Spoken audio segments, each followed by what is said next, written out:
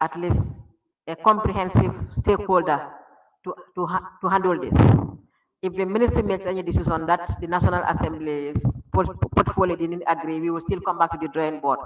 But for efficiency and quick results, I deem it necessary to bring in all the stakeholders concerned so that we will all agree that this is what we have to do to correct it, and then we'll adopt it and then respect it once and for all.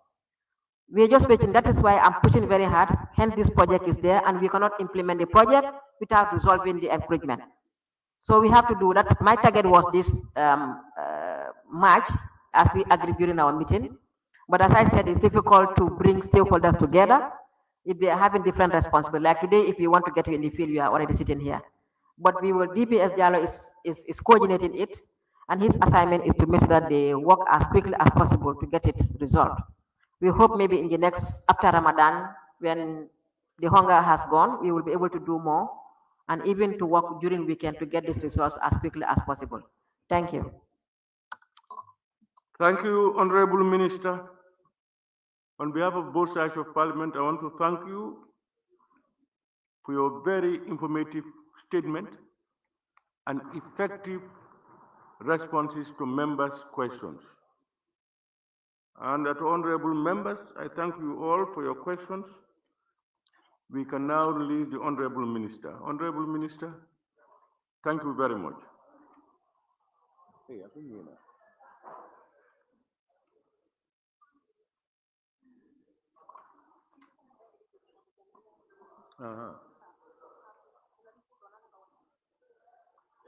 Honorable members, may I also acknowledge the presence of the Minister for Higher Education, Research, Science and Technology.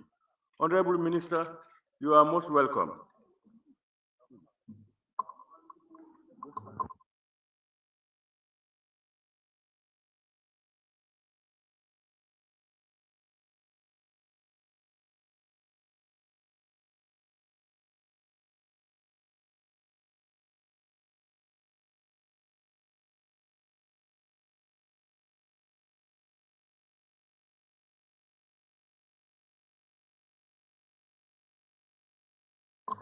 Clerk, we may proceed.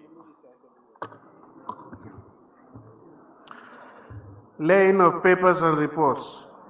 Preliminary report of the Joint Committee of FPAC and PEC on the parliamentary inquiry into the petroleum product of 36,953.614 metric tons, valued at 30 million US dollars by the chairperson of the committee.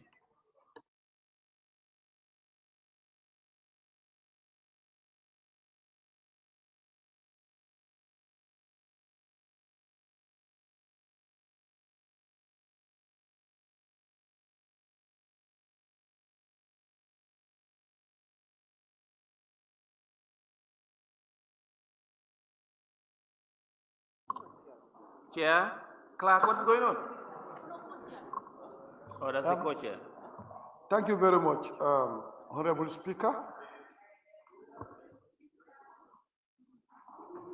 Honorable Speaker, we want to update the plenary about the status of the investigation. The Joint Committee was established by the plenary pursuant to Section 109, Sub 2A and B of the 1997 Constitution and Standing Orders 103 and 109. The committee was tasked with the mandate to investigate allegations of bribery and tax evasion involving Apoji FZC, Creed Energy Limited, and Ultimate Veg Logistics in connection with the sales of petroleum products amounting to 36,953. Honorable members, please, can you maintain order? Amounting to 36,953, 614 metric ton, value at 30 million US dollars.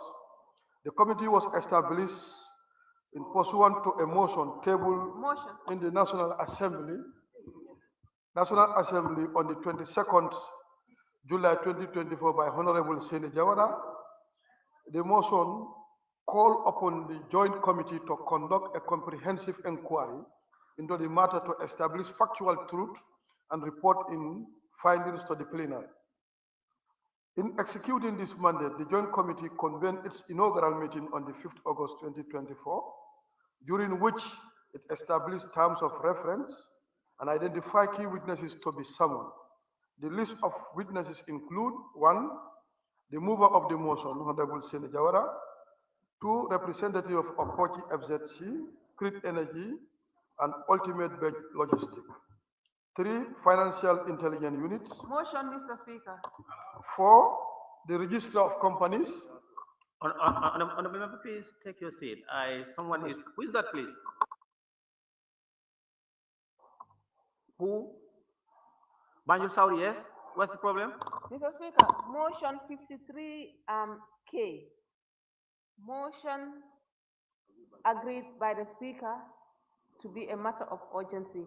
Mr. Speaker, this statement that is being read is not on the other paper, 1.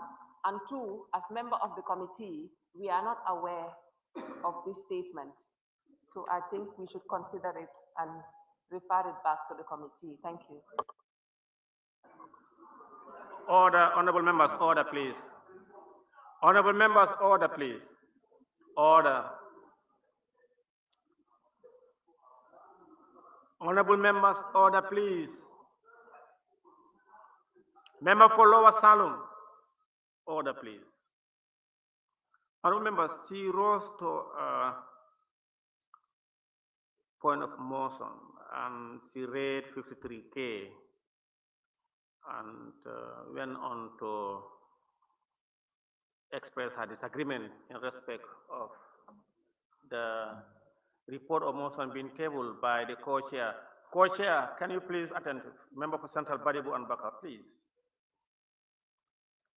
And unfortunately, she has not come up with any motion. So now we will continue.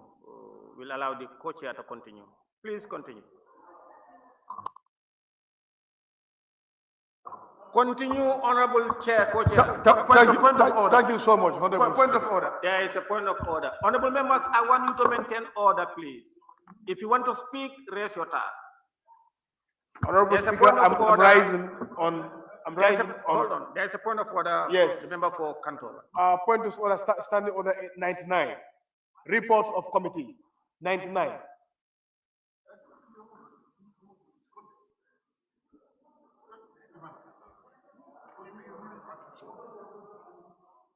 I rise. So standing order 99. Report of committee shall be signed by the chairperson of the committee before it's laid here. On the other paper is report. We don't have any report from the committee that has been signed for us to debate. What is on the other paper is the report. And there is no report of the committee. We are considering a report. There is no report. According to our orders, 99, there must be a signed report. So before we accept this thing, they have to bring a signed report. Thank you very much.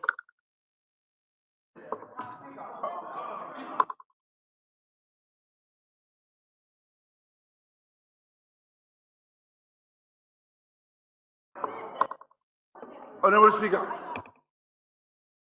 Honorable Speaker.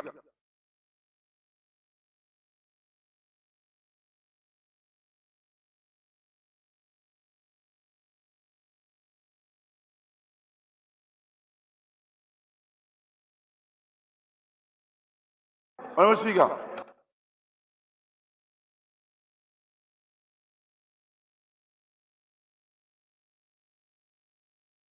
Honorable members, order, please. Order, honorable members, order, please. Member for Same, take your seat. Member for Same, take your seat, please. Order, honorable members. Honorable members, there is a point of order. Deputy Majority Leader and member for Fonyi Councillor, order, please. Order, honorable members. Allow me to rule on the point of order first. And if you want to rise on, you know what to do because someone is already on the floor. So you know what to rise on.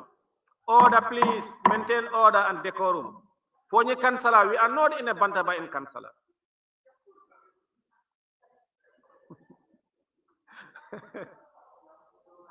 Yes.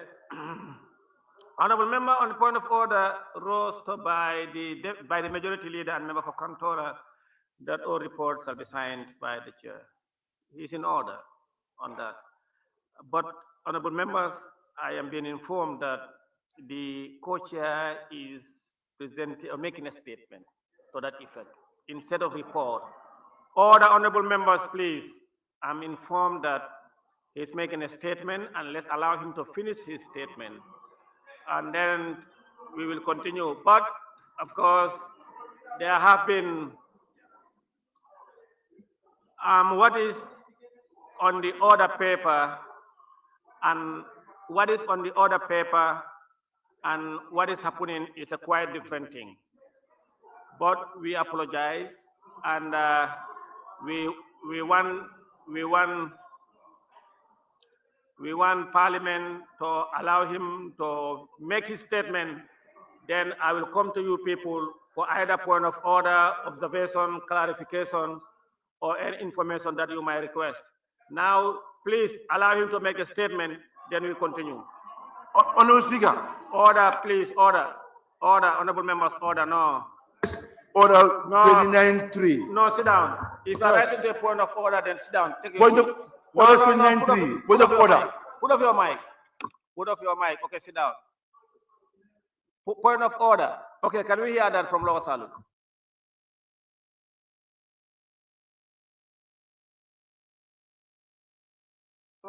Honorable Speaker, point of order 14.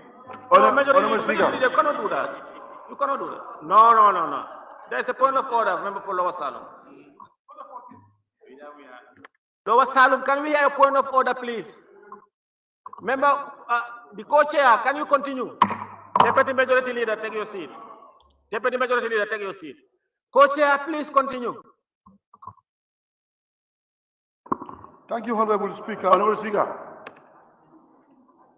Member for Lower Saluk, don't disrupt this proceeding. Please, take your seat. No. You yourself, you are not right. You rose a point of order. You don't even know. Take your seat. Take your seat.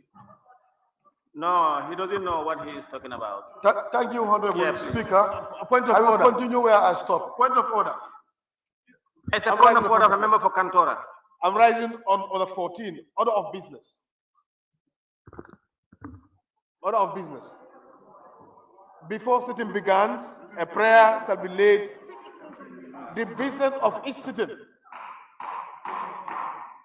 Honorable members, please allow him to put up his point.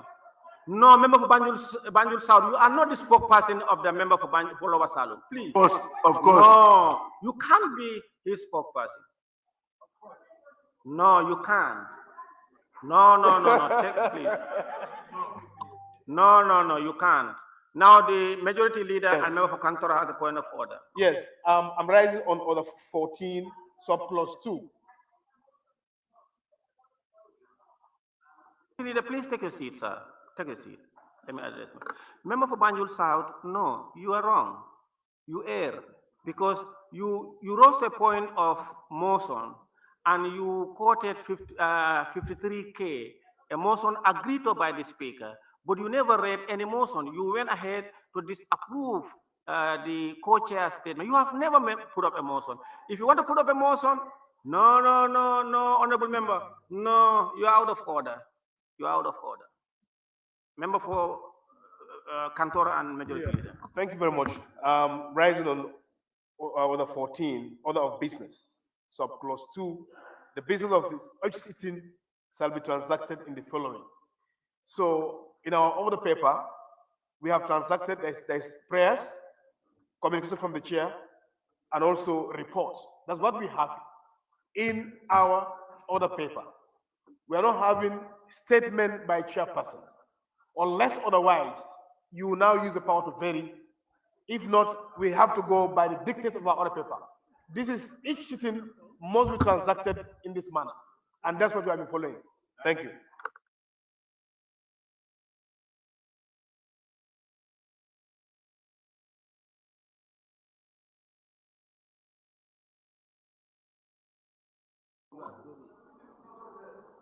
Order, honorable. He read 14.2, honorable members. But of course, I'm not so, I think the speaker used 14.3 to allow him to make a statement. I am so. Order, please. Order. Order. Order. Order. Honorable members, I am so he will arrive at the same convergence that you anticipated. So allow him to make a statement. No. Your order. Okay, please take your seat, Majority Leader. Order. You are right, Majority Leader. You are right. But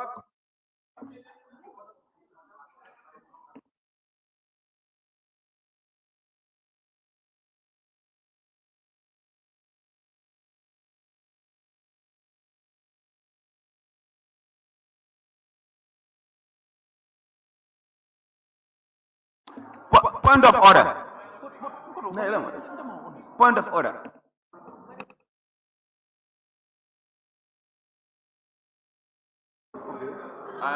Honorable Speaker.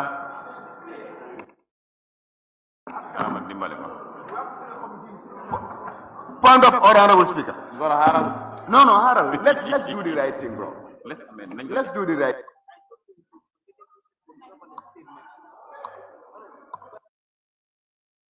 Speaker, point of order. Point of order.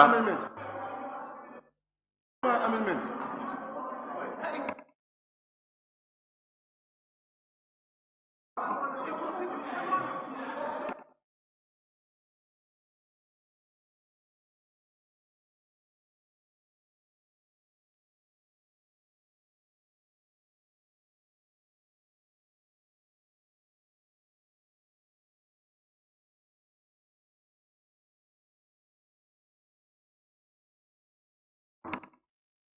Point of order, please. Speaker, can I observe, please? Can I observe? Honorable Speaker, point of order.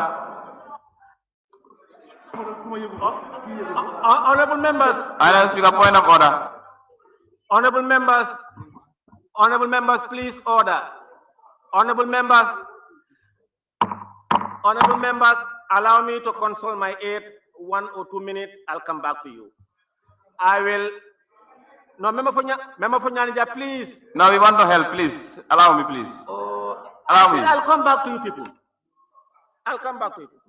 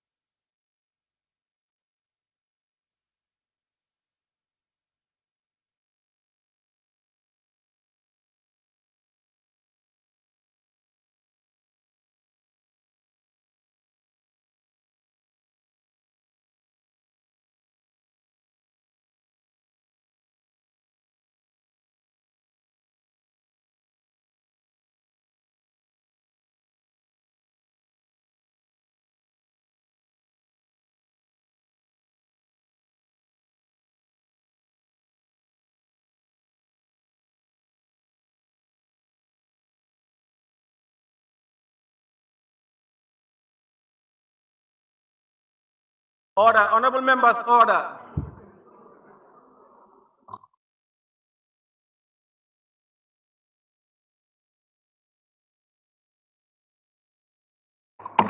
Honorable members, order, please. Honorable members, I want decorum, please. Member for Nyanija, member for Lower Salum, and the rest, please give me your ears, all of you. Honorable members, the majority leader and member for Kantora, of course, early on we had the member for Banjul South on a motion, but she never put up her motion at the end. And then we had a point of order from the member for Kantora and majority leader on order 14.2, right? Yes, earlier on also there was a motion put forward by the majority leader that all report must be signed by the chair. And there are a lot of argument and requests for the floor. I, of course, saw on the order paper, that's lane of papers and report. We have the preliminary report of the joint committee of FPAC and PEG on the preliminary inquiry into the petroleum product of 36,953.614 metric tons, valued at 30 million United States dollars by the co-chair of the committee. While I don't have the report at hand, but what I have here is a request for extension. And order, please, don't make a statement. What I have is a request for extension, and it reads, in the light of these circumstances, the committee respectfully seeks an extension of its mandate to ensure the thorough completion of its inquiry, including engagements with all outstanding witnesses. The committee proposes to submit its final report during the second ordinary session in June 2025. This request is made in the interest of procedural rigor, accountability, and the pursuit of a conclusive resolution to this matter of significant public importance. And it is a statement by the co-chair on the Joint Committee of FPAC and PEG regarding the preliminary inquiry into the sale of petroleum product totaling 36,953.614 metric ton, valued at 36 million United States dollars. And I consulted my aides in respect. Who is that? Who is that from the table office? Can you take your seat? I want every member or staff to take your seat. Don't disrupt this proceeding. And what we have on the order paper is report. And as the majority leader, I've been informed by my aides that it only came to their knowledge this morning that the report is not available. And I thought it could have been communicated to Assembly prior to coming, but that was not the one. And if I invoke order 14.3, it might not be in order because we could have order, please. We could have varied it prior coming and change the order paper from report to a statement. But as it is not in the order paper for a statement. What is in the order paper is a report, and the report is not ready. In the circumstances, if the report is not ready, it cannot be tabled. So therefore, this report is not tabled, and it cannot be tabled. And unless if the committee wants something else, but that's my ruling. Thank you.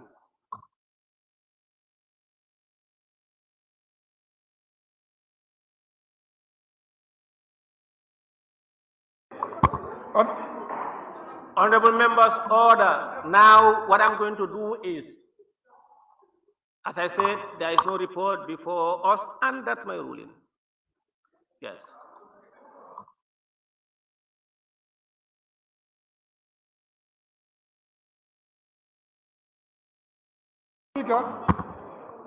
Speaker. Wait. Yes, member for Brikama South. Thank you, Honorable Speaker. I want to rise on a motion to move a motion for us to extend. Wait. Honorable Speaker, by looking at this thing. Order, honorable members, member for Lower Salum, nominated member Kebalang Fopana and others. Please, if you want to speak, request the floor by rest of that. However disagreement you may or agreement with the co-chair, you have the right to raise your tag, and I'll give you the floor. Co-chair and member for Brikama South. Thank you, Honorable Speaker.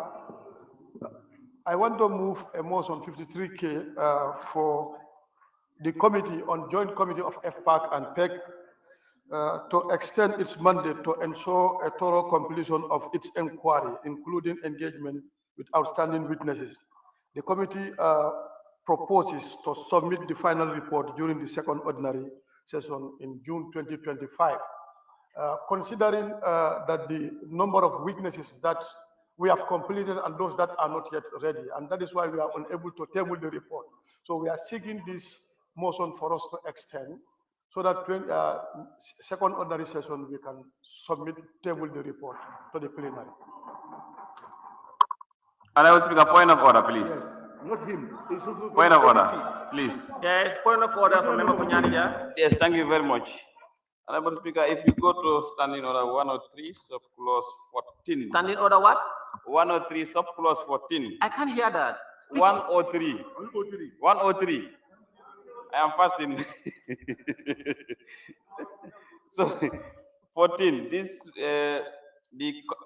The committee shall continue its investigation even though the assembly is adjourned, signed, die, and shall not be discharged unless by order of the assembly or on the resolution of the assembly. The motion he is moving is in respect, whereas a bill or whatever is before a committee. But this one is an investigation. This motion is not necessary. As far as the investigation is before the committee, investigate until whenever you are done, you come to the plenary. Period. That's what the standing order says.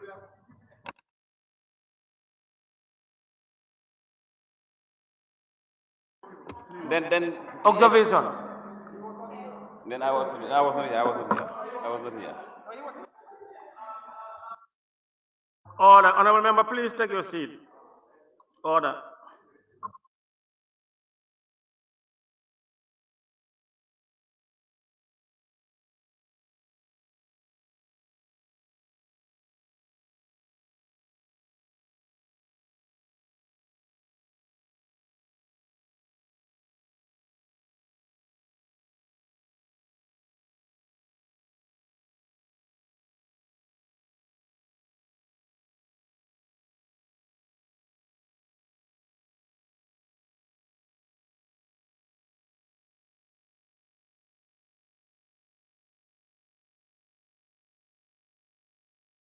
Honorable members, the point of order from the member for Nyanija can be valid. I'm not sure if it is at this time. Order, honorable members, please. Honorable members, you see, every one of you want to put up a point of order or motion. And if you want the speaker to rule on it. So if your colleague raises a point of order, allow time for it to be ruled. It can be in order, but I'm not sure whether it is at this time because I've been informed that the special committee, the investigative committee, were given a timeline. That's what I want to confirm with my aides. If there was a timeline and it's elapsed, then they should come back to Parliament, either to accept its extension or not. So I'll come back to you and make a ruling on that.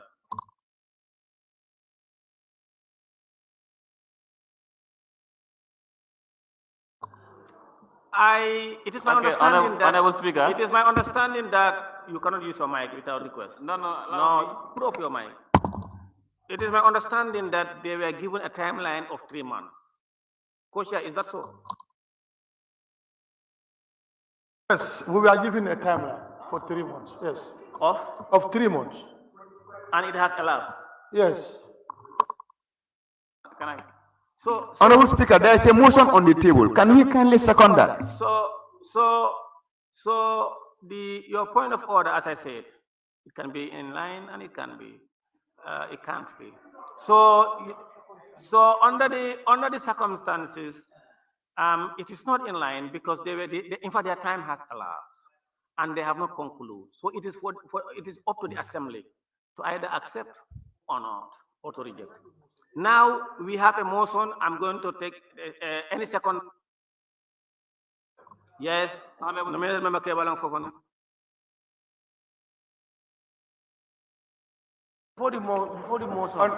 Honorable Speaker, before seconding the motion, as a member of the committee.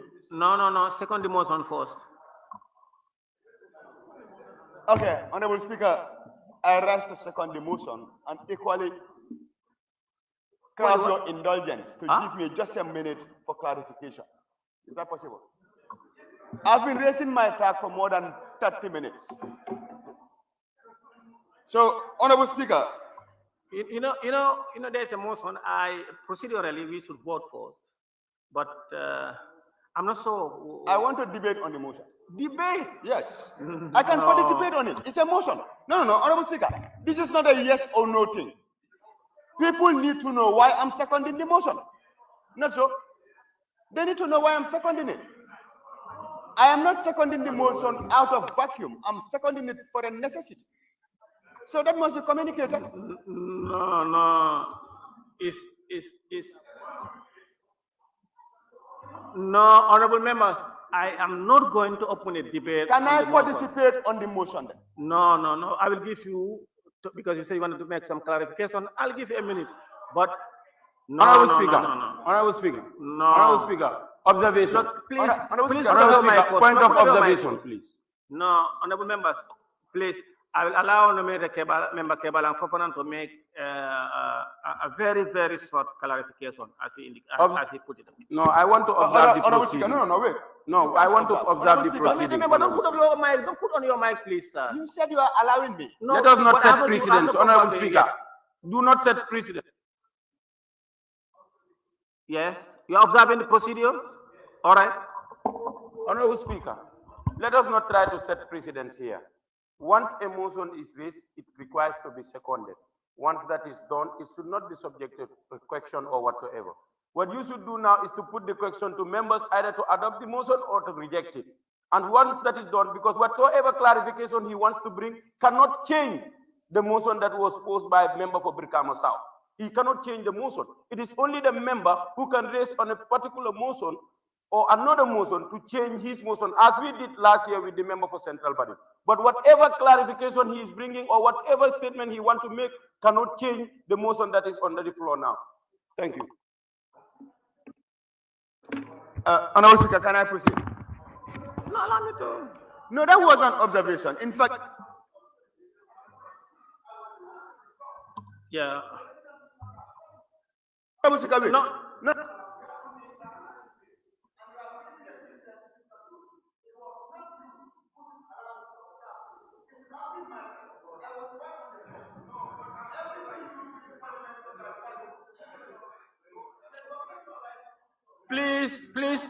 Please take your seat. No, that is not correct. I'm not.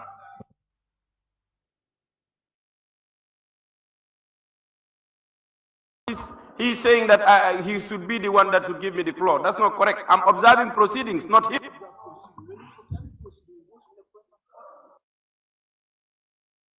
Honorable members, please order. Honorable members, you see, as I said earlier on, the reason why I said I never want to encourage members to open up a debate, there is going to be member for Nyamina Dankunku, please order. Why I don't want to open up a debate? We will have for and against, and we are going to turn it to a debate, and which I don't want. Usually, once there's a motion and seconded, we vote on. And I said clearly, I will allow the nominated member Kebalang on a minute. But I naturally, I would have wanted one seconded, then I put up the question. That's what I wanted to do. But there are a lot of tasks.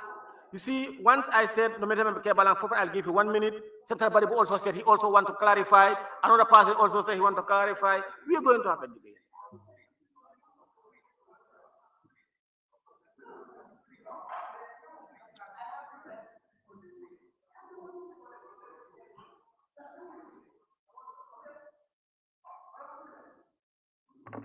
Honorable Speaker. Yeah, please sit down. I'll give No, you. but allow me. Now you are diluting what?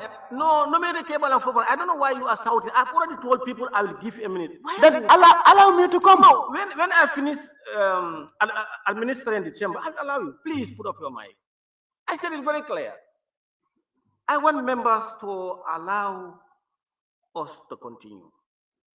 I will allow nominated member Kebalang Fofana on a minute to make his point, and then we continue. Please, honorable members. Yes, nominated member Kebalang Fofana. Thank you, Honorable Speaker. And Honorable Speaker, for the records, you are not allowing me because the motion that was raised didn't say without debate.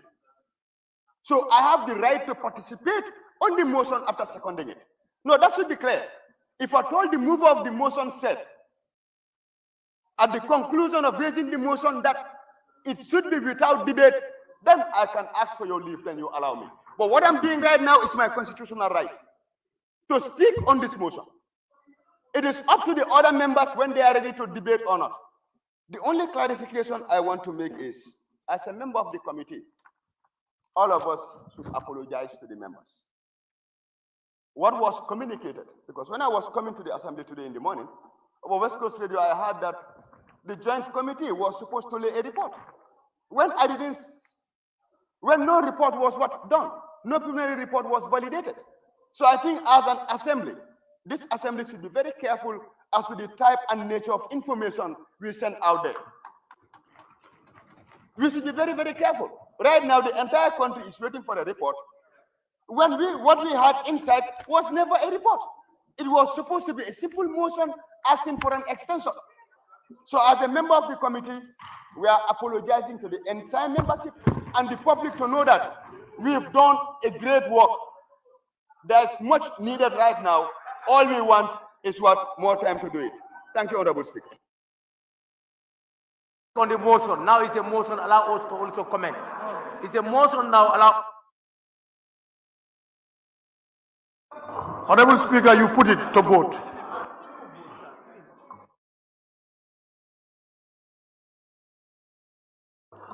Order, honorable members, order. Order, nominated member Kebalang Fofana, thank you. I think it's on the order paper and it was on the agenda. And nominated member Kebalang Fofana said he had it on West Coast Radio. I'm not sure if he had received. Order, please, if he had seen the agenda which was circulated for about a couple of weeks ago, and the other paper also, but nonetheless, it has been moved and seconded that this assembly grant extension to the Joint Committee of FPAC and PAC to complete their business and then report to Parliament next session. Those in favor, please say aye. Aye. Okay. Those not in favor, please say no. No, no. The ayes have it. No. Division. Honorable members, there's division. Now let's vote on the request for extension. Those in favor of the extension, raise your cards. Those in favor of the extension, raise your cards.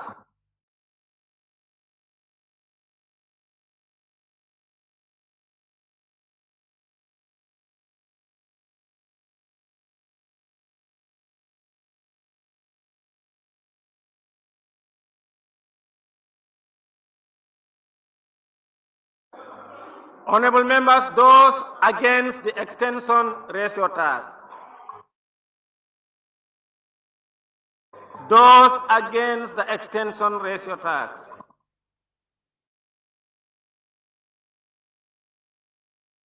Honorable members, those abstaining, raise your cards.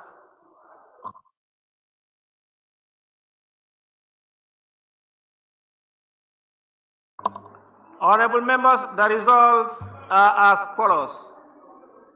Ayes 27 votes, noes 4, abstention 1. Therefore, the request to extend has been accepted by this assembly, and they must report latest the next session. Clerk, we may proceed. Laying of papers and reports. Reports of the Joint Committee of FPAC and Education, ICT and Training on the Students Revolving Loan Scheme Bill 2024.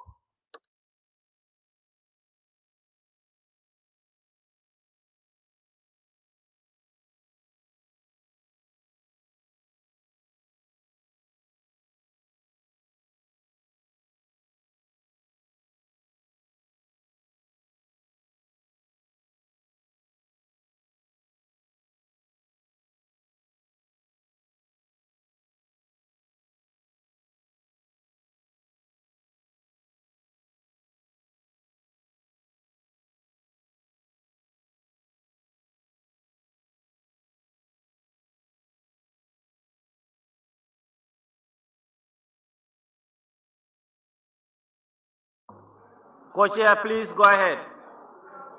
Please go ahead.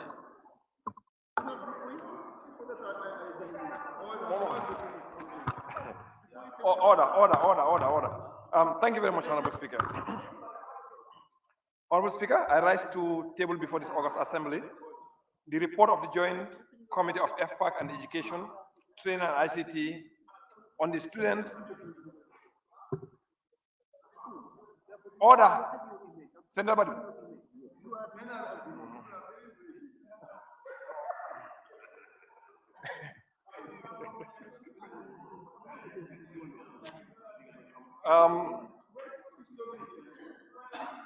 Honestly, I can hear.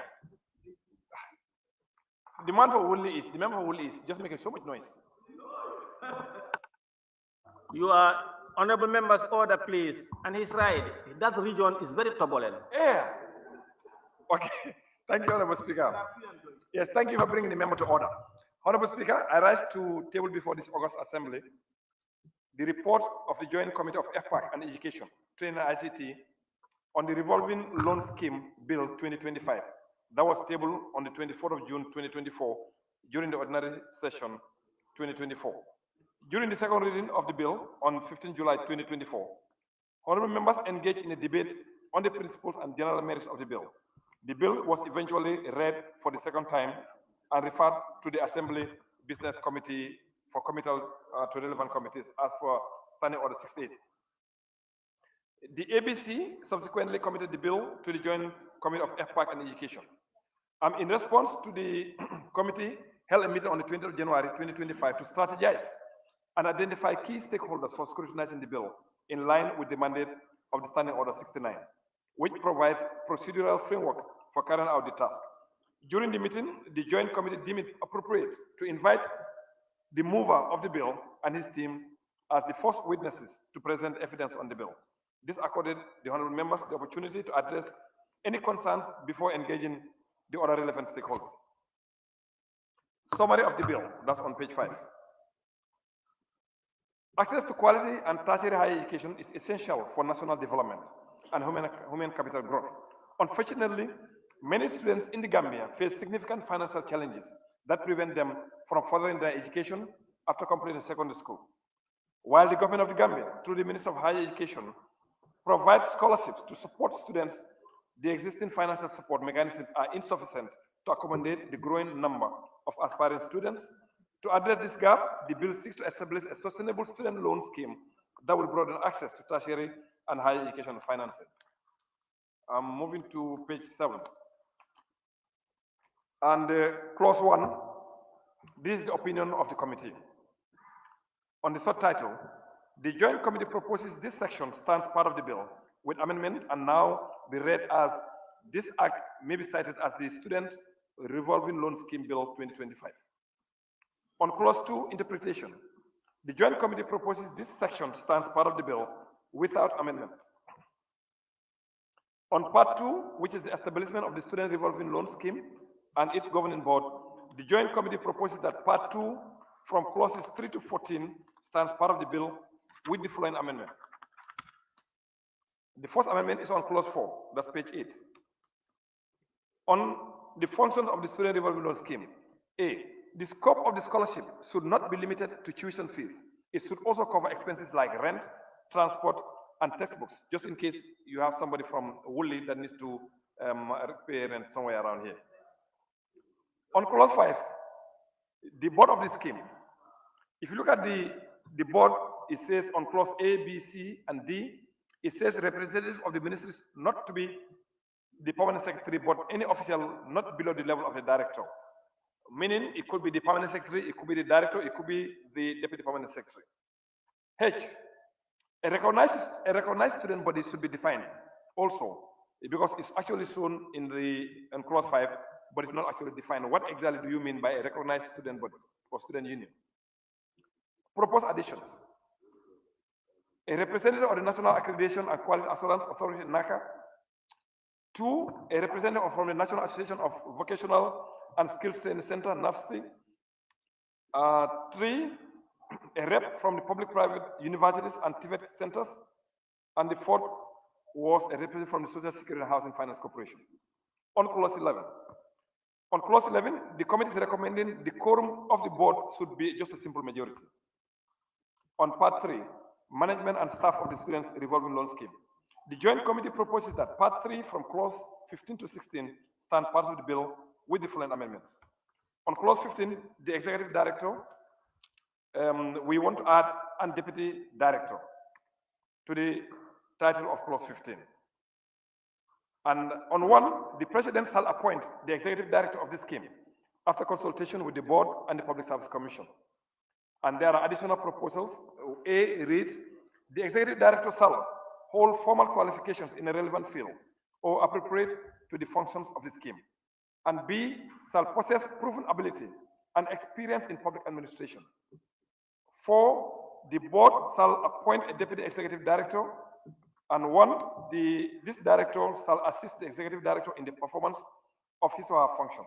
And 2, the qualifications and experience of the deputy executive director shall be equivalent to that of the executive director.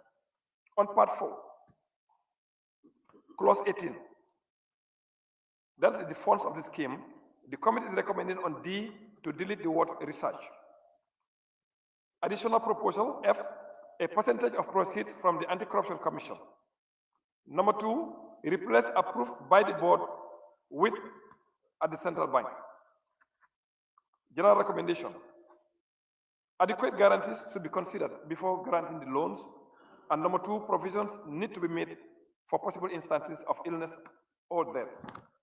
And in conclusion, given the aforementioned observations and recommendations, the Joint Committee of FPAC and Education hereby submits this report for consideration and adoption by this August Assembly, and for the proposed recommendations to stand as part of the bill. I beg to move. Any seconder, member for Fonya Councillor? Thank you, Honorable Speaker. I hereby second the motion and want to just throw a few words into the bill. Honorable Speaker, the student revolving loan scheme is an important bill that will decongest some of these people, for example, who are less privileged in terms of scholarship. And also, if you look at the composition where TVET is also the center stage in this bill, we'll also iron out those who are not qualified to get the general scholarship. This loan scheme will also be another stepping stone for them. And if you look at the ministry's function as at now, TVET is a cornerstone in its reviving. So looking at this bill, if it is passed, will also help and also decongest the higher education ministry in terms of queuing and again applications. A lot of scholarships where it will only be given to the number of people. So with this bill, I think is in the right direction, and the ministry is in high gear. The flag of this ministry is flowing, and I think members of this August Assembly, I know on you, all of us, to see it flying continuously to change the narrative of educational status quo in this country. I therefore submit. Thank you very much. Thank you. Honorable members, it has been moved and seconded that this Honorable Assembly do consider the report of the Joint Committee of FPAC and Education, ICT and Training on the Students Revolving Loan Scheme Bill 2024. Those in favor, please say aye. Those not in favor, please say no. The ayes have it. Any honorable member who is to take part in the debate may do so by show of tag, beginning with the member for Nyanja.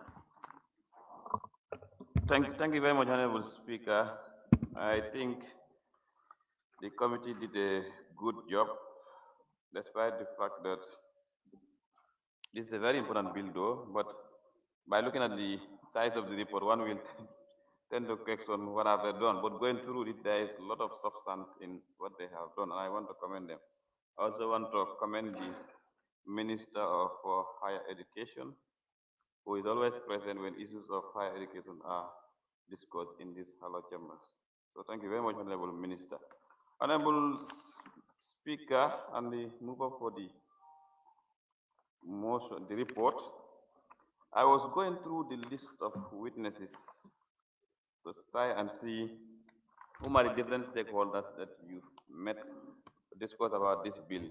I understand it is a student revolving loan scheme. It is sort of a financing mechanism, like let's say sort of a social protection sort of for students, aspiring students currently and future ones, whereas we will have a revolving loan, whereas whereas you don't have scholarship from government, but you can have scholarship from the scheme that is going to be established, which will be more or less the same.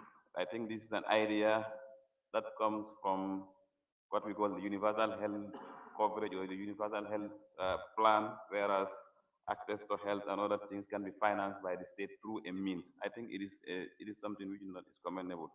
But on the list of witnesses, I've seen you only concentrate on consulting officials.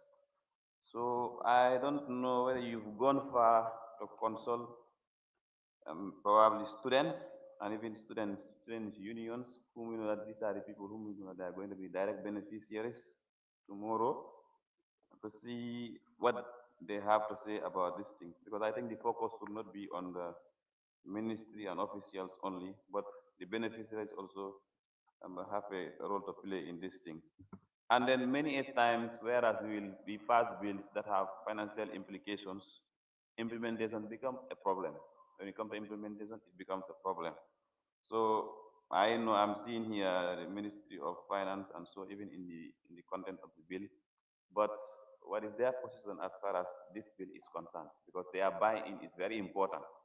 It's very important. We need to have the money, and we need to make sure that this scheme operationalized. I am speaking from experience. Currently, we are having some issues, but we all know what we face when it comes to health insurance.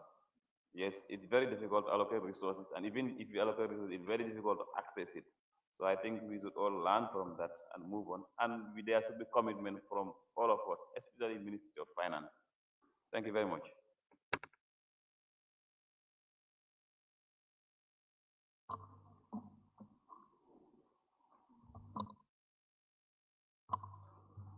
Thank you, Member for Nyanija. I now give the floor to the member for Fonyi Bintang Kranai. Honorable Speaker, thank you for giving me the floor. Looking at the students revolving loan scheme, as we all know that the students in the Gambia, most of them struggle when going to the university, Gambia College, MDI and GTTI, tertiary institutions. And now, this is an opportunity for students that are poor to also access education like any other student. Because some of them have the admission, they have the qualification, they have whatever it takes. But then the main challenge is the finance. And now as a government, what commitment can we take? What is the commitment that we are taking? Is by supporting them with student revolving loan scheme. Because for the fact that it is revolving, then we can continue to use that money to pay for other students as well. And I also want to urge the government that the commitment they have taken, let them take it in full. That this is a very, very good initiative, but the implementation process, how are they going to implement it? Let them be active in it, because this is directly going to benefit the education system. And in benefiting the education system is how we can move forward as a nation. So this student revolving loan scheme are things that always we will welcome and always support.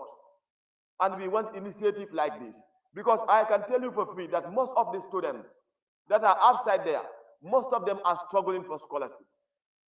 But if we initiate things like this, then no doubt that they will have access to education as they desired, as that is what will move the nation forward. Now, sometimes it's difficult when students have admission to the university or college or other institutions. It's difficult to know whom to turn to for support. But now if the government is coming up and taking up the commitment that we will support you and we will stand by you, at the end of the day, you can pay back, then we use that money again and pay another student. I think it is welcome and it is definitely agreeable, and I believe that all the members will agree onto this initiative.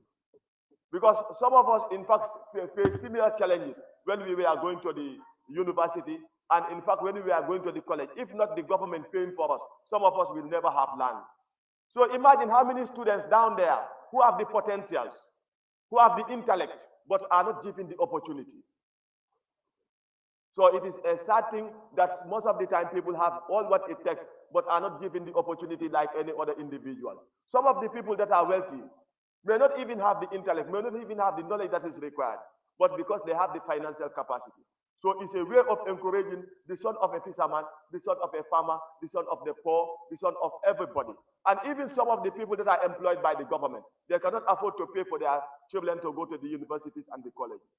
On that note, we welcome it, we support it, and we want the government to pay much attention to it in its implementation, and let us allocate funds as much as we can so that we support our brothers and sisters who wants to learn in the country. Thank you.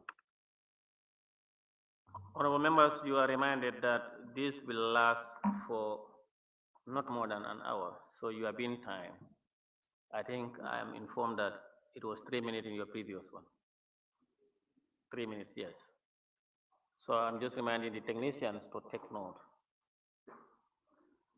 I now give the floor to the member for Sabak Sanjal. Thank you very much, Honorable Speaker. I wish to also thank the committee for the job they have done as mandated by the National Assembly, and also to thank the Honorable Minister for Higher Education for joining us this afternoon. I think it's a very good thing that whenever we have reports laid before the Parliament, those ministers that, where those reports fall, or the responsibility, or whatever you call them, to be present is very important. Honorable Speaker, I just have a question, a quick one to the chairman.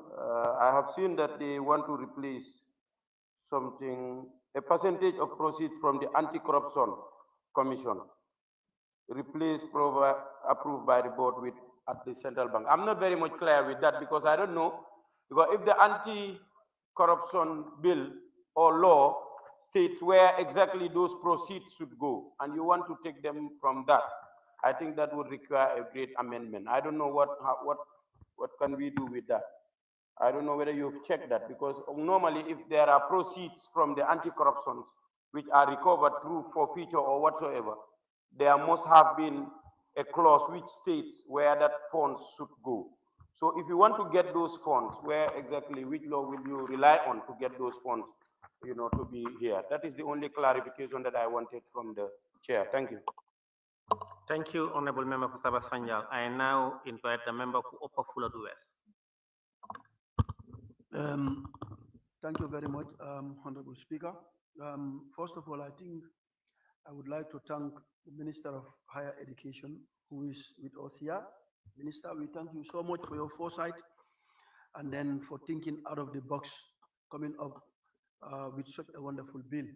I think this is what majority of the Gambians have been waiting for, because tertiary and quality education is a human right for each and every Gambian who wants to pursue education. So your ministry coming up with this bill, I think is very, very timely. If possible, the Parliament should even expedite the process so that the bill, can start effect this year. Because there are a lot of, students who got admission to university, and then because of these scholarship issues, they could not start. And then as we speak, more than 2,000 students are on government scholarship, and government is doing a lot. So now coming up with this student revolving loan scheme, I think is very, very important.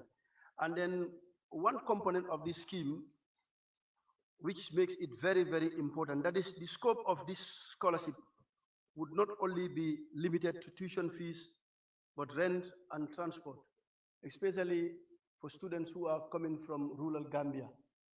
Most of our students who are coming from rural Gambia, when they come to Kombo here, they find it very difficult even to find a place to live. So if this student revolving loan scheme will also arrest that situation.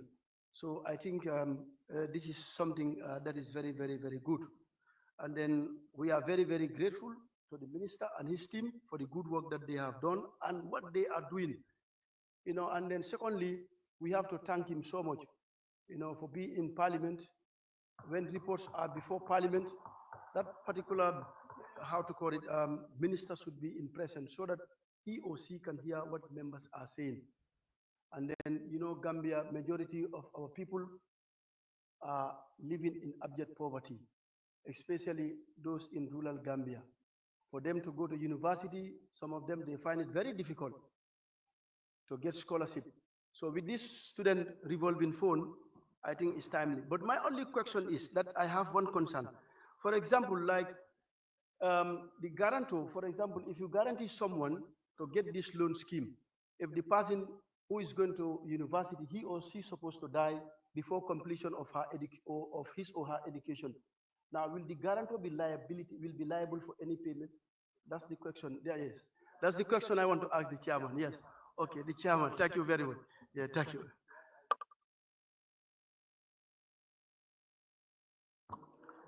Thank you, Mbitang. Thank you very much. I now invite the member for Busumbala. Thank you very much, Honorable Speaker.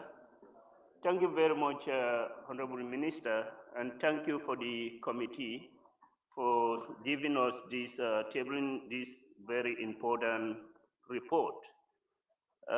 Undoubtedly, education should be a business for all of us, and as such, if this student revolving loan scheme is before us, I think every parliamentarian here should prioritize it so that, we give our blessing to it. Yeah, because I believe this bill is coming to bridge the gap between the poor and the rich.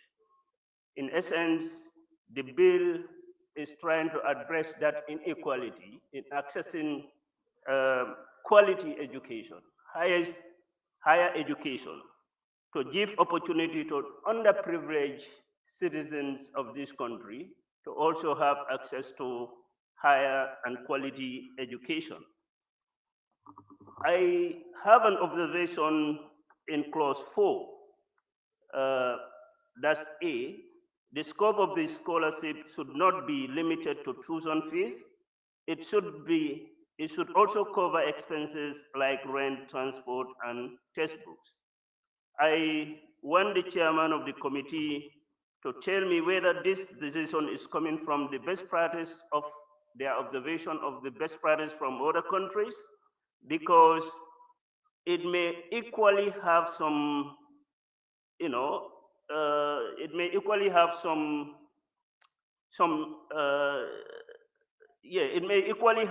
problems.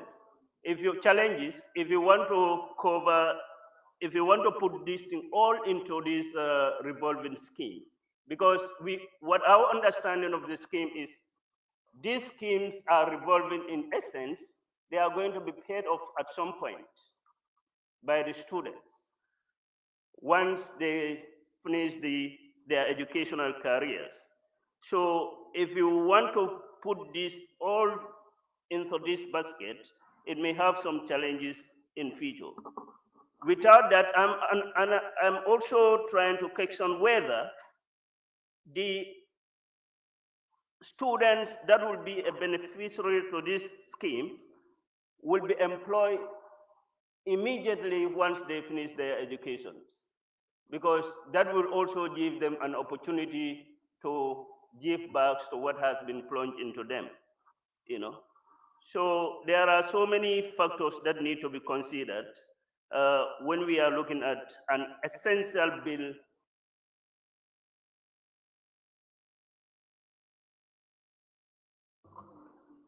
Thank you, Honorable Member. I now give the floor to the member for Woolly East. Yes, thank you very much, Honorable Speaker. Honorable Speaker, let me also thank the Minister and the committee for a very good job on this one. Honorable Speaker, this is one of the important bills that come before us because it's affecting everybody. We are all parents after paying school fees for your children for 12 years. and then you want to continue up to university, college university, has a lot of burden on parents. And from experience, we know that a lot of people have also been struggling to go to higher education, but because of the difficulties, they could not go. So, but let me go straight away to my observations. Honorable Speaker, I'm concerned about clause 4A. I think we should recommend that we make it optional. Because if we want the scheme to take care of rent, like he said, the Busumbala member said, it may be another burden on the scheme. But if it is optional, maybe some people, they may have tuition fee, but maybe they don't have rent. And others may have rent, but they don't have tuition fee. So if we make it optional, I think it will become easier for the scheme as well. We all know, Honorable Speaker, let's go to interpretation. It's recommended that the clause stays without amendment, but in clause 5 of the report, we are told that they want certain things to be interpreted. I think we need to do that amendment, since we have recommended that it should not be changed, but inside you've made a change. So we should take care of that. I'm not so also, but I think it's a good practice what the committee has said, that the president consult the board as well as the PSC. I think that's a good practice that we should maintain. On the objectives, Honorable Speaker, on page 13, I want to observe and emphasize that the word differently able, we are now moving away from that. We're maintaining what is in our Act, Act 2021, and that is persons with disabilities. I think we should maintain that. Also, I want to call on the minister to consider wherever they are building university or high school, let them put student quarters, because that's a very big burden on students. For students, like he said, people coming from URR and other places, since he has mentioned Willie, I think I will emphasize that. People coming from Willie to come all the way here, and they don't have places to, people to host them. But there are quarters. Thank you very much. I now invite the member for Kiang West.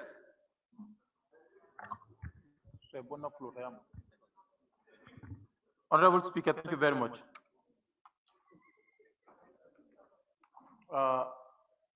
Let me also join colleagues to thank the chair and also the minister.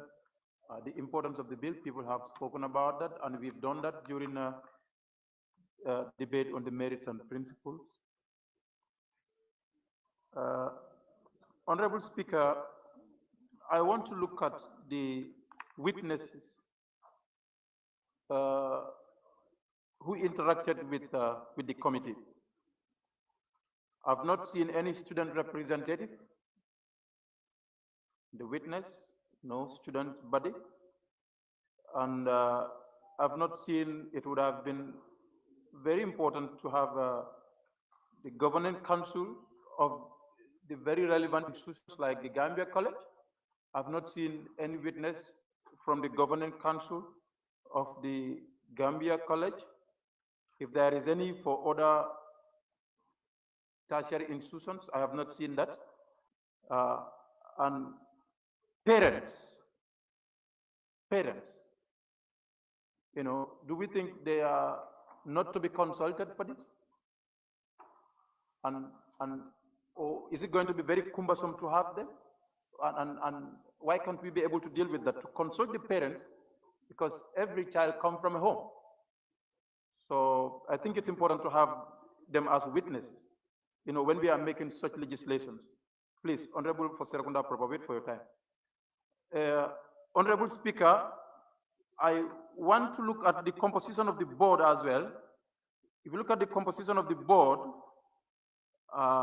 why can't we be specific to say the president of the Student Union of the University of the Gambia? Is it not important to do that, to be part of the board, instead of opening it? Honorable Speaker, as well, the package what it covers, the rents and all that. Let us not be very overwhelmed. We are currently having issues with even the student transportation to the university. And there are monies that's supposed to be paid to the GTSC. It was captured in the budget by the government through the students' bus service, and which are still pending to be paid. Let us not be very overwhelmed. Let's put the tuition fee, if possible, the learning materials, yes, then we can move on. Because the revolving is not going to start immediately we start disbursing. It's going to take time before the money starts revolving. So we have to be very careful as to what has. Member for Ilyasa, you have the floor. Thank you very much, Honorable Speaker, for giving me the floor. Honorable Speaker, let me first of all thank the Honorable Minister for Higher Education and the committee, the two committees, for coming up with this very important bill. Honorable Speaker, it is true that education is very expensive, not only in the Gambia here, but throughout the world. Honorable Speaker, let me go straight to the summary of the bill, which read, access to quality tertiary education, higher education is essential for national development and the human capital growth. Unfortunately, many students in the Gambia face significant financial challenges that prevent them from furthering their education after completing secondary school. I think, Honorable Speaker, this bill came to address such challenges that we are facing. But definitely, this bill is very important, and it will go a long way to help students, especially the needy students who are unable to pay their university fee. So definitely, this will help them a lot. But Honorable Speaker, I think we have to thank the government of the Gambia for coming up with this very good initiative. At least this will help Gambian students to complete their higher education. Thank you very much for giving me the floor.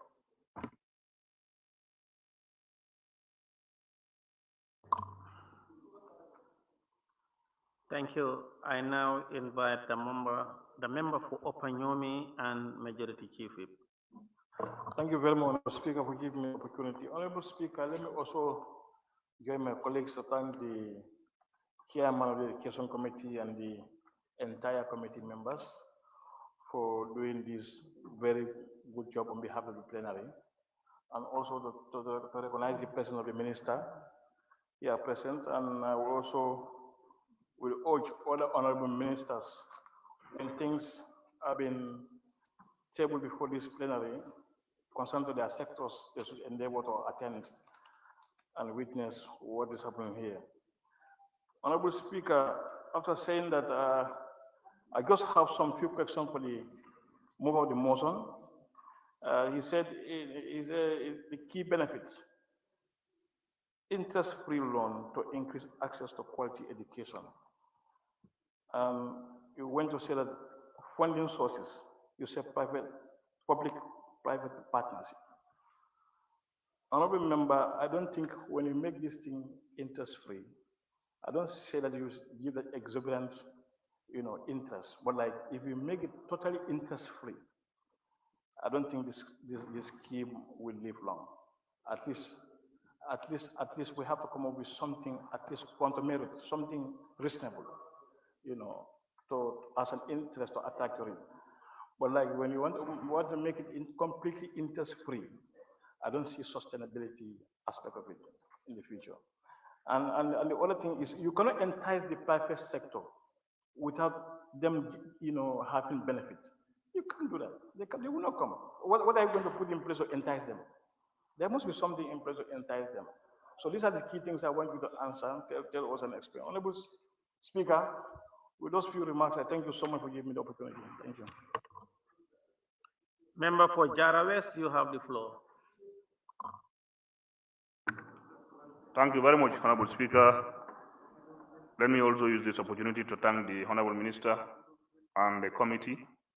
Student Revolving Loan Scheme Bill is a very good bill. And then, as we did during the second reading, where we debated the merits and the demerits of the bill, Honorable Speaker, I want to commend the Joint Committee, especially on clause 4. Like they said, the scope of the scholarship should not be limited to tuition fee. It should also cover expenses like rent, transport, and textbooks. As the previous speaker said, but for housing or rent, I think that one we should make it optional. But there are other materials like textbooks. These are very, very important, which need to be considered. And on clause 5, I just have a question there. Clause 5, you propose additional. And that's the last one, a representative of Social Security and Housing Finance Corporation to be part of the board. I want to be enlightened. Why do you say Social Security? Why do you add them there? Is it because of housing or is it because of financing? I would want to know. Why do you add them there? And in your general recommendation again, board 1 and 2, adequate guarantees should be considered before granting the loans. 2, provisions need to be made for possible instance of illness and or death. I want to know, as a committee, have you come up, I know the regulations will come up with this, but as a committee, have you come up with modalities, suggestions by yourself, by the committee? Have you come up with something that need to be the guarantee or provisions needed for possible instance of illness and death? I think to help the ministry in making their regulations, you should have also come up with something, suggest something for us, and then we see how will that fit here. These are my observations. Thank you very much. Thank you, Member for Talinding Kunjang. You have the floor. Thank you very much, Honorable Speaker. Honorable Speaker, I think the committee, the joint committee did a wonderful job. It's on.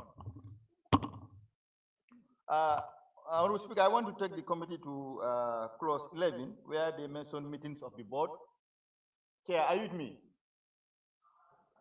Yes, the quorum is indicated, but then usually how many times should the board meet? At least in normal practice, you say once in every 3 months or once in a month. The minimum is normally stated, and I've not seen it, whether I skip it or not. And also in subsection clause 15, subsection 4, and before that, the president shall appoint the executive director in consultation with the public service. But the board also, I think when the board is appointing the deputy director, they should also consult the public service, because this is the person who is going to act instead of the executive director. So if the president is consulting the public service, the board also, even though they have the prerogative, but they should do it in consultation with the public service. That's my opinion. I don't think that I don't know whether you will agree with me. Yes. So, Honorable Speaker, this is a laudable initiative, and we all have to support. But I want to inquire: is this fund going to run parallel with the scholarship package already existing? I want you to furnish me with that. But I think Gambians also should appreciate it. I'm not being pessimistic, but I have fear with regards to the way we handle government funds. People say government money is nobody's money. And there are times in history when government gives policy to people, bond them, they never come back. And now that we are into this, there must be stringent measures to avoid people abusing it, and then we cannot, because I've seen it in the general recommendations, that there's strong oversight to prevent prevention and corruption. This is crucial, because sometimes we abuse the system, and at the end of the day, we spoil, destroy everything what we are trying to make. Flexible repayment terms after graduation. And I want to add that there must be a grace period, because to graduate is one thing, to have job opportunities is another. The fund should consider a grace period when people graduate before they acquire a job to be able to fund these things. And I think those are the few areas I want to intervene, and I thank the committee for this wonderful job. Thank you very much. Thank you. I now invite the member for Banjul North. Is out. The member for Tumanna.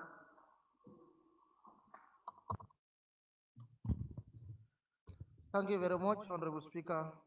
I think I will join my colleagues to thank the Honorable Minister here with us, and equally thank all the members of the committee for their dedication. As a member of the committee, I think we don't have much to say here, unless to try and convince all the other members of this August House to please support this laudable initiative from the Ministry of Higher Education, Research, Science and Technology.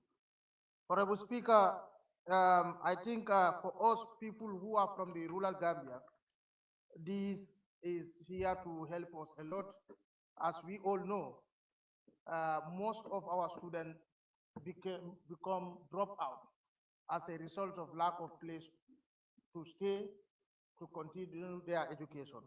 If this scheme is here to help us in that regard, I think it is very, very important, especially the clause that is talking about the functions of the scheme, the functions of the student revolving loan,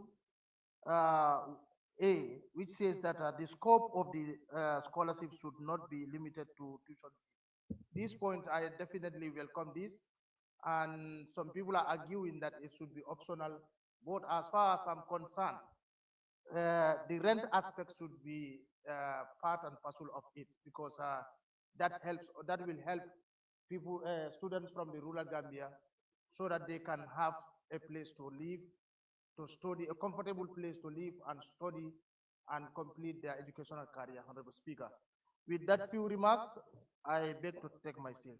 Thank you.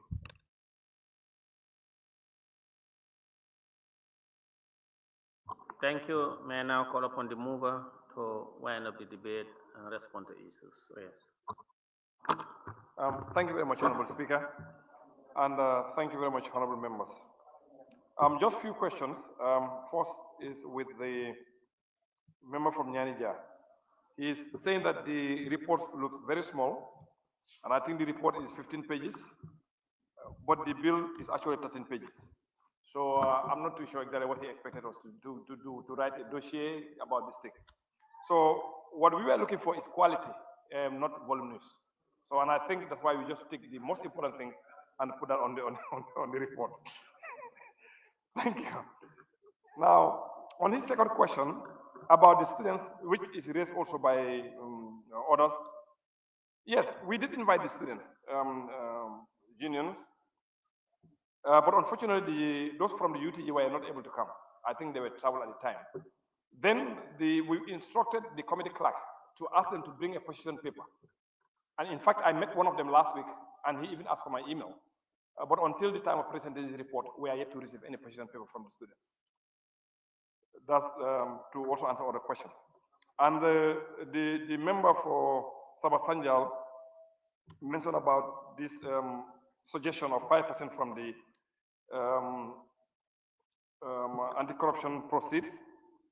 Yes, if you look at the Constitution, Section 150, subsection 1, it tells you that all the revenues of government that's raised must go into the country revenue fund. But then subsection 2 is saying, notwithstanding one, the parliament by law can direct a particular amount of money to be given to a particular fund that is created by them. And we are creating the fund. So which means this 5% from this we are suggesting actually is in line with the Constitution. So there's no issue with that.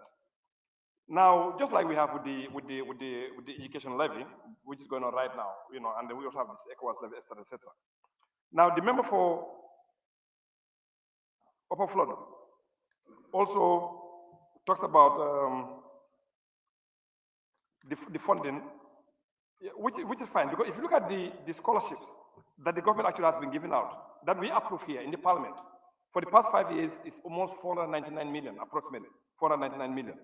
Now, if you add the supplementary appropriation of 2021, when we approve another extra 100 million plus, 134 million, then government here, we have approved more than 600 million for the past 5 years on scholarship for students.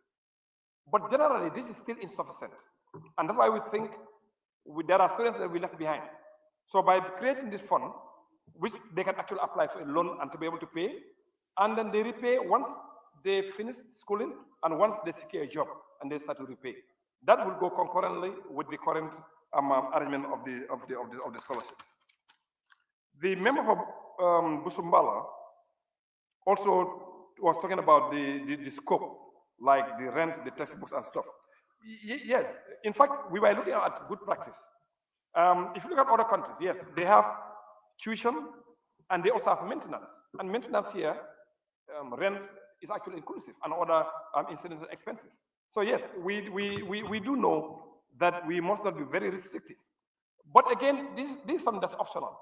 A student may apply for only a tuition. Somebody may apply for tuition and rent, for example. So these are just optional. They can apply for whatever they want. That's our idea. Now, in terms of also the employment guarantee, I'm not too sure if the government will be able to guarantee any employment to anyone as we speak right now. Again, the TVET would also qualify. Now, with TVET, point of order. Point of order. Anyway, now let's remember that this is not only restricted to only university education or college, but the TVET also are inclusive. So somebody goes to TVET, you graduate and you are able to employ yourself and also create employment for others. I'm not too sure how government was going to employ you. So this is really a general thing to support, the tertiary and higher education. So the guarantee of employment may be a bit, maybe too far for now. Now, the one for Wuli is also, I think, it's the same thing. The rent, etc., I think it's optional. It's not like they have to have it. So, but if you want it, you take it. If you don't want it, then you leave it. And I'm sure administratively, once this board is set up, I'm sure they're going to look at all those issues, but we don't want to go too much into the administrative aspect of what the fund managers would do. And the Kiang West, also, I think I've answered the question about the students. They've done that. Now, if you always look at the report also, the Gambia College was there, the UTJ was there, USAID was there in the report. They all came. And they, in fact, gave excellent feedback on these things. The student unit, what I'm saying, we invited them. But unfortunately, I know of UTJ, they travel at the time.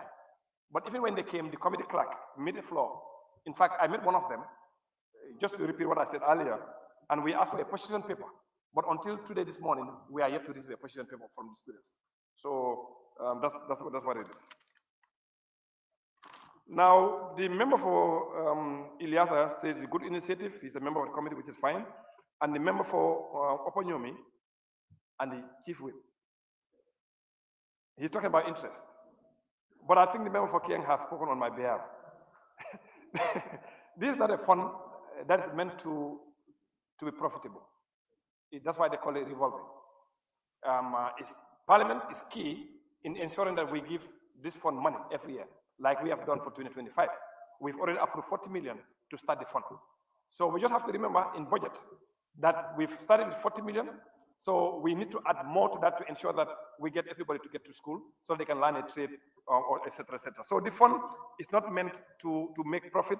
And that's the reason why we don't go into this interest and stuff like that. However, that is the prerogative of the fund managers, where they think they need to do, but that's why the committee was not actually good. But I suspect they will not do that, but that's again up to them.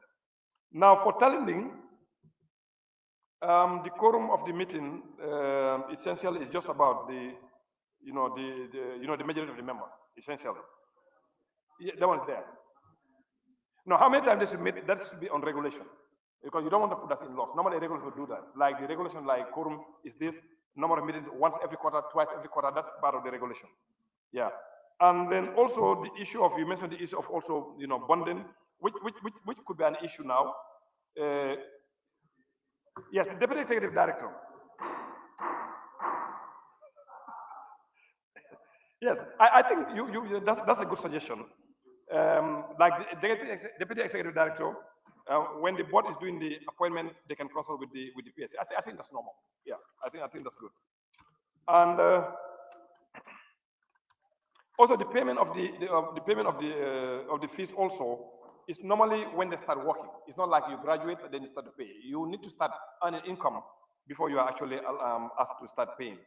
And member for Tumana also, he welcomes the idea and also the various options. And I think I've covered most of the question, unless I missed something. Yes, I forgot one. Yes, the last part from talenting, yes, they go together. In fact, this is a special fund created. The open scholarship is going to continue the way it is. So we need to also be able to fund both, just to ensure that we have enough for the younger generation. Because again, this fund, for me, the way I see it, we are trying to build the future of this country.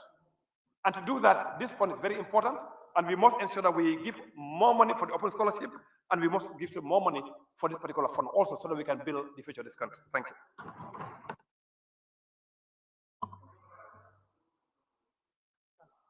Thank you. Thank you, Honorable Member,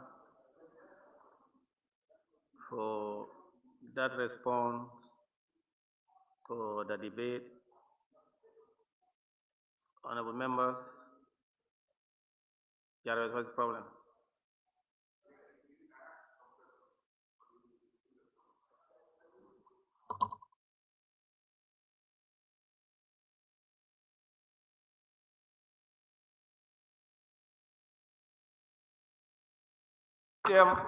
Speaker.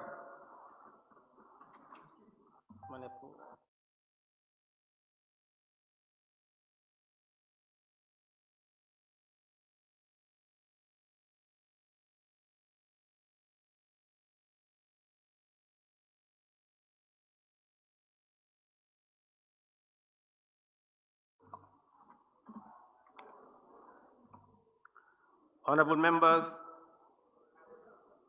Yes, Honorable Speaker, if you allow me, I missed his question. The member for Yara West. If you allow me, I can respond to him. Yes, he was asking about the issue of Social Security being represented on the board. It's just because of Social Security now, they manage one of the biggest funds in this country. And with experience and with capacity, we think they should be able to make a difference in this particular board. And that's the only rationale why we think their presence on the board, also from coming from outside. Because if you look at the majority of the board, is directly government employees like permanent secretary and stuff. So we have somebody from outside who has a lot of experience in fund management. I think it can make a big difference in them when they're on the board. Thank you. Be it resolved that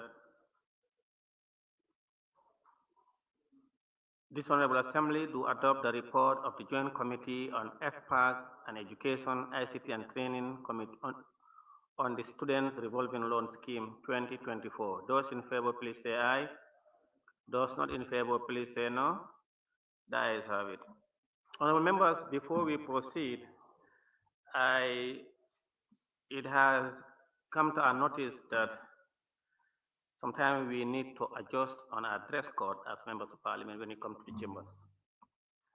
And as per our code of conduct on 18, I'm going to invoke that so that when members come to parliament, they must be dressed either on business or tradition. If you want to put up a long sleeve, you must put on a necktie and tie it up if you don't have a cord. If not, if you don't want to tie a necktie, you must have a cord on top of your shirt and come to parliament or have done. So we are going to invoke that on the 18th. Immediately from tomorrow onward, members must come to this chamber and with dress appropriately. That's my instruction.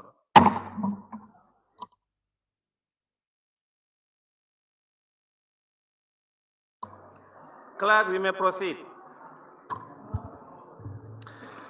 Report of the Joint Committee on Environment and Defense and Security on the Early Warning and Response Mechanism Bill 2024 by the Honorable Chairperson of the committee.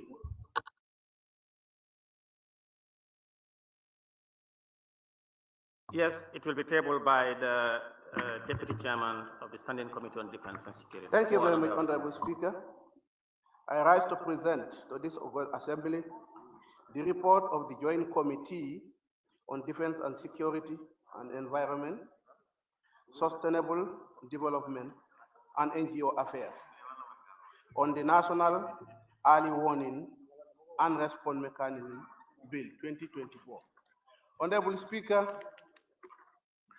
I will read the acknowledgement, then from there I will go to the findings of the committee. Honorable Speaker, the Joint Committee expresses appreciation to the Office of the Speaker and the Clerk of the National Assembly for providing the necessary support and logistics which enable them to carry our exhaustive consultation with the relevant stakeholders to deliver a report as stipulated by Standing Orders 66-2A. The committee is impressed by the diligence of all the stakeholders invited and the subject matter specialists who demonstrated professionalism in their presentation and recommendation to enrich the bill in both content and form. Honorable Speaker, I would jump the introduction, then the mandate, methodology, and then go to page 5 of the report, that is findings. You have scrutiny, consideration, findings, and recommendation. 1, on the object and reason of the bill. Opinion of the committee on the object and reason. It is proposed that the object and reason as presented by the mover during the second reading be adopted to stand as part of the bill in the consideration stage. Then part 1, preliminary, that's subtitled. The committee proposes that this section stand as part of the bill with amendment and now read as follows. The Act may be cited as the National Assembly Early Warning and Response Mechanism 2025. National Early Warning. Then interpretation, that is 2. The committee proposes that the section stand as part of the bill with the following amendment. 1, Act means National Early Warning and Response Mechanism 2025. Then 2, there is a proposed amendment that the word crime under the definition of human and security pillars should be replaced with the word safety and security. Thus, the definition shall now read as follows: include governance and human rights, safety and security, environment and health.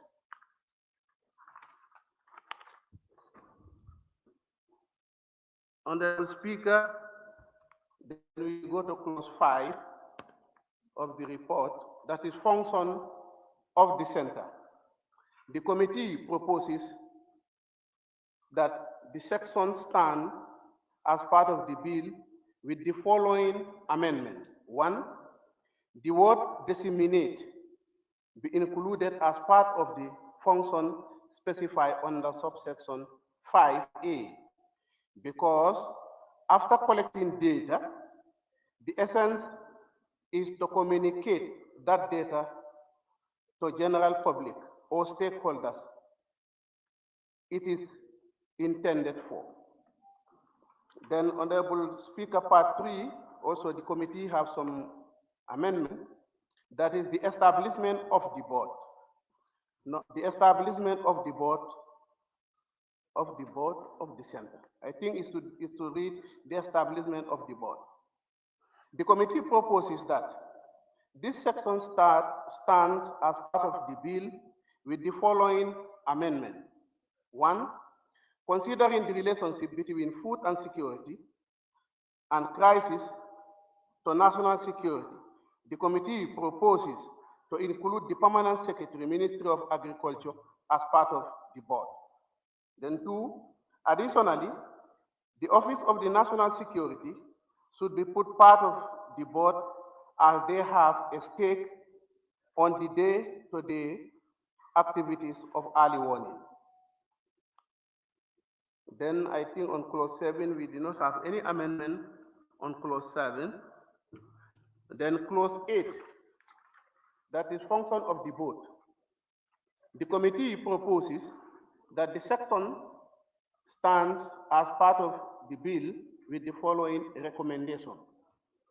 A new section should be created to explain the function of the board chairperson. Then we go to clause 10, where the committee have an amendment. The committee proposes that this section stands as part of the bill with the following amendment. It is suggested that the drafter should explain the meaning of simple majority under subsection 5. Then the secretary to the board, the committee proposes that this section stands as part of the bill with the following amendment. 1, that the numbering of the sub-clauses of this section should be amended to start from A to D. Then 2, because the Director General is the secretary of the board, as specified under section 6(2)(I), the second subsection of this section, originally 11F, should be amended to ensure that the Director General, as the board of the secretary, consult only with the chairperson of the board. Then part 4, the committee have an amendment there too, that is amendment of the Director General of the center. The chairperson, the committee proposes that this section stand as part of the bill with the following amendment.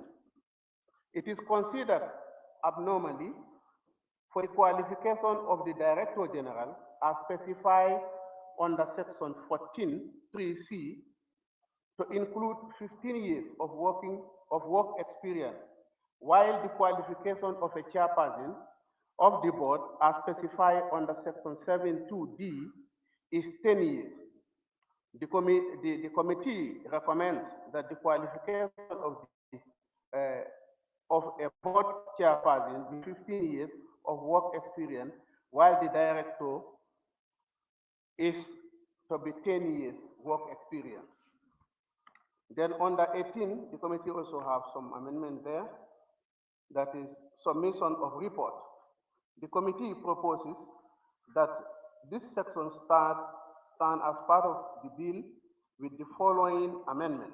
1, that the board should refer all reports of the National Security Council, NSS in bracket, for review before submission to the early warning directorate of the community commission. Honorable Speaker, then on the same amendment, that the daily situation report of the mechanism of the national, as I think as the National Early Warning Mechanism Center, to be submitted to ONS, mean the Office of National Security, under the Security Information and Operation Center for better coordination of security and crisis response. Honorable Speaker, on conclusion, on recommendation and conclusion. Honorable Speaker, aside from clause by clause recommendation, a technical working group, as proposed by the National Environment Agency, should be proposed by the bill, which shall comprise of all vital institutions at the enforcement level, not at policy level, who can directly advise the board on all issues essential to the center. The TWG, that is the Technical Working Group, shall be specified advisory in nature. Conclusion. Given the above mentioned observation and recommendation, the Joint Committee on Defense and Security and Environment, Sustainable Development and NGO Affairs hereby submit this report for consideration and adoption by this August Assembly and for the proposed recommendation to stand as part of the bill. Honorable Speaker, I beg to move. Thank you. Any second member for Nyanija? Thank you very much, Honorable Speaker. I rise to second the motion ably presented by the Honorable Member for Nyamena Dankung. Honorable Speaker, this is a very good report, and then it follows all the due process with very good recommendation. This shows that the tax that was given to the Joint Committee was definitely done accordingly. But I just have a little observation. Honorable Speaker, if you go to our standing orders, trying to make some cross references, standing order 69, committee stage of a bill, you go to subclause 4, yes, subclause 4,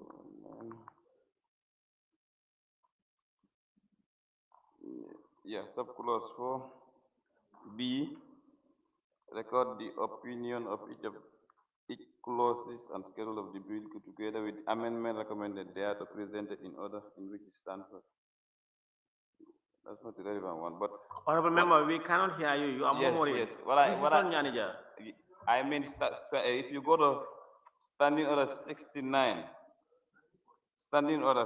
clause 69, committee stage of the bill, and in the report I saw the Joint Committee making recommendations for the objects and reasons to be presented by the mover during the second reading to be adopted. That's why my problem lies, Honorable Speaker. The opinion of the committee should be on the relevant clauses of the bill.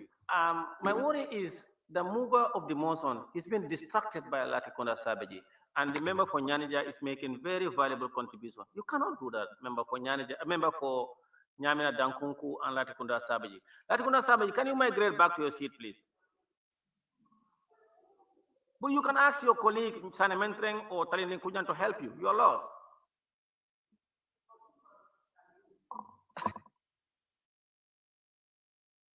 Please, member for Nyanija, can you repeat that? Co-chair, please pay attention to his concern that instead of the bill, you are recommending for amendment to the object and reasons. That's what. Honorable Speaker, my point is, if you look at the report of the Joint Committee proceedings on number 1, on the object and reason, the committee is making an opinion there, and I think that is definitely not proper as per the standing orders. Opinions should be on each of the clauses of the bill. The objects and reasons are just explanatory memorandum to inform members during our debates on the second reading and so on. So I think that part of the report should be omitted. Aside from that, I definitely agree with any of part, and I thank you.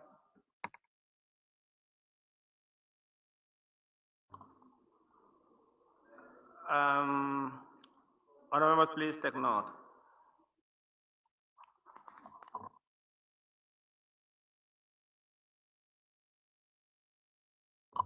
It has been moved and seconded that this Honorable Assembly do consider the report of the Joint Committee on Defense and Security and the Environment on the Early Warning and Response Mechanism Bill 2024. Those in favor, please say aye. Those not in favor, please say no. The ayes have it. Any honorable member who wishes to take part in the debate may do so by show of hands. And beginning with the member for Joshua.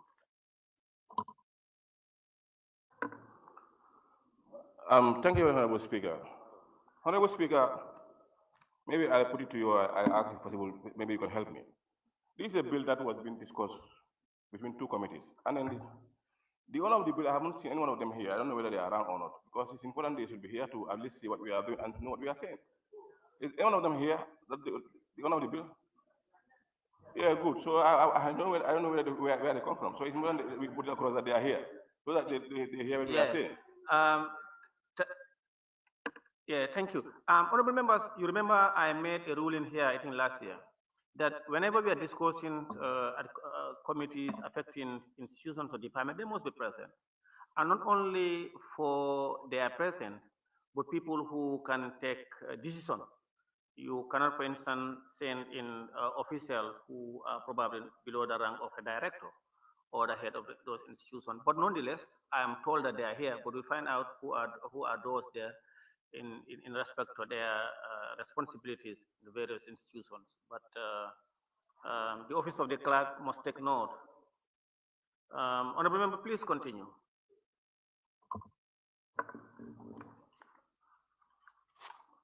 Thank you very much, Honorable Speaker. Just on the recommendations made by the committee on the issue of the technical working group, I know it's a suggestion by one of the members, or the invitees, but I think it's very key for it to be factored in the bill, because having the technical working group is there to advise when there are issues, different from people that are part of the board. So I think it's going to be very, very key for us to put it in the bill before it's been enacted. It's very key. That's my only suggestion on that. Thank you. Thank you, member for Joshua. I now invite the member for Sani Mentoring. Thank you very much, Honorable Speaker. First, I'll have to thank the committee members for coming up with this important report, and which I think is very, very important that it needs to be considered by the honorable members of this General Assembly. And I have few observations that I have made with regards to the report, which one of them is being treated by the member of Nyanija. But notwithstanding, there is another observation that I've looked at, and which is on page 7. Looking at page 7 on the 11, clause 11, which is secretary of the board, and on 2 of page 7, where in the second, okay, because of the Director General is the secretary of the board, as specified under section 6, subclause 2(1), the second subsection of the section, originally 11F, should be amended to ensure that the Director General, as the board secretary, consult only the chairperson of the board. I just need to be clear why he or she has to consult only the board. Thank you very much. On that note, I beg to take my seat. Thank you. Thank you. Member for Ponyi Councillor, you have the floor. May I now call upon the mover, the motion, to wind up the debate and Thank you, Honorable Speaker. Respond to issue. I would start. I will start with the honorable member for Sani Mentoring. You see, that one, the way it is captured in the Honorable Speaker, in the bill, my talk was raised. It look please. like the secretary. Honorable Speaker, I'm talking to you. You are leaning like if you are the boss of this house. My talk was raised. For him to be consulting the board, but not himself. Yeah.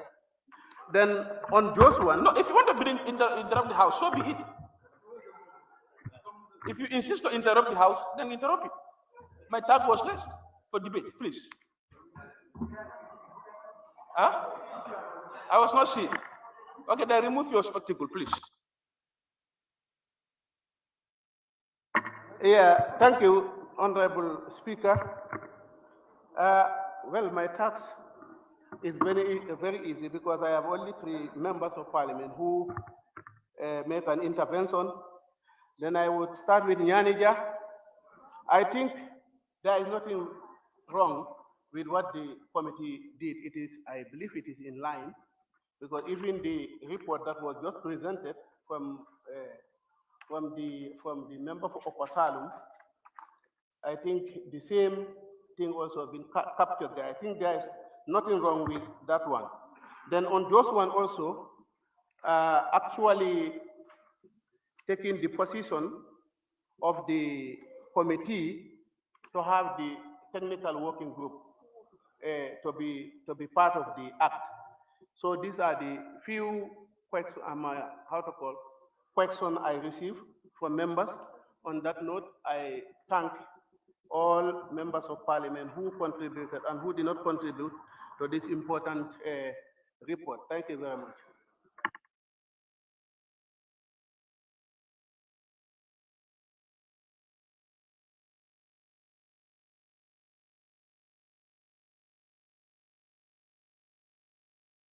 Honorable members, thank you. Meanwhile, I wait for Fatu to put the questions.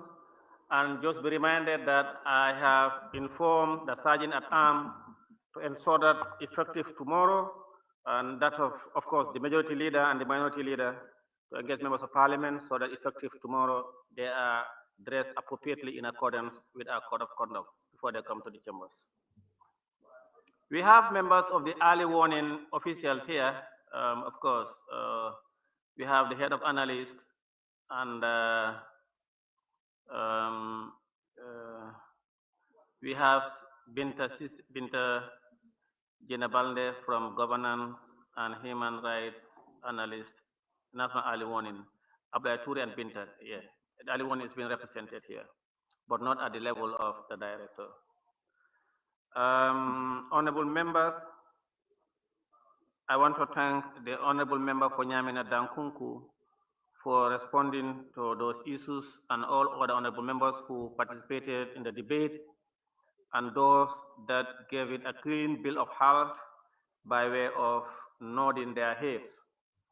Now, honorable members, be it resolved that this honorable assembly do adopt the report of the Joint Committee on Environment and Defense and Security on the Early Warning and Response Mechanism Bill 2024. Those in favor, please say aye. Those not in favor, please say no. The ayes have it. Order, honorable members, order, please. Honorable members, order. Take your seat. Honorable members, be it resolved that this August Assembly do stand adjourned until Tuesday, 18 March 2025 at 10 a.m. Those in favor, please say aye. Those not in favor, please say no.